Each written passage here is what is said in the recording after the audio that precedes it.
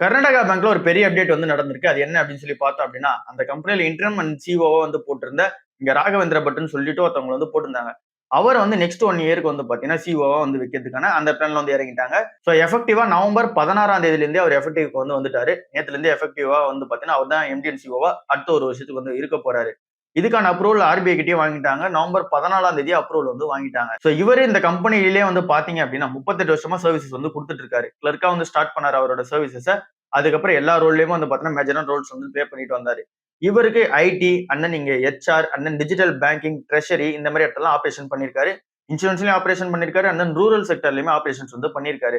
So இவருக்கு ஓவராலா Karnataka bank இந்த செக்டர்ஸ்ல எல்லாத்தையுமே எப்படி எடுத்துட்டு போகணுன்ற அந்த ஐடியா வந்து பேசிக்காவே வந்து இருக்கும். 38 வருஷமா இந்த கம்பெனிலேயே அவர் சர்வீசஸ் வந்து பண்ணிருக்காரு. சோ இந்த கம்பெனி ஆபரேஷன்ஸ் எப்படி வந்து எடுத்துட்டு போவாங்கன்ற அந்த ஐடியாவும் வந்து பாத்தீங்கன்னா இவருக்கு இருக்கும். சோ இவர் ஏன் இங்க சிஓவா வந்து ஆனாரு அப்படின்னா, இங்க முன்னாடி இருந்த சிஓவான ஸ்ரீகிருஷ்ண ஹரிஹர சர்மான்னு ஒருத்தவங்க வந்து இருந்தாங்க. அவங்க சடனா வந்து ரிசிக்னேஷன் பண்ணிட்டு போயிட்டாங்க.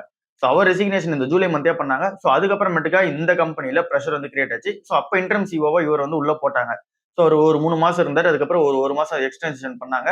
சோ இப்ப அவரே வந்து பாத்தீங்கன்னா இங்க எம்டி அண்ட் சிஓவா கண்டினியூ பண்ண வச்சுட்டாங்க. சோ பார்க்கலாம் இவர் இந்த கம்பெனியை எப்படி வந்து டிஜிட்டல் இன்னோவேஷனாவும் சரி, அந்த இவரு ஒரு சில பிளான்ஸ் எல்லாம் வச்சிருக்காரு. அதெல்லாம் எப்படி எடுத்துட்டு போறாரு அப்படின்னு சொல்லி பார்க்கலாம். இந்த கம்பெனில அவரோட பெர்ஃபார்மன்ஸ் நல்லா இருந்துச்சு அப்படின்னா தான் இங்க மார்க்கெட்லயே ரியாக்ஷன் வந்து இருக்கும்.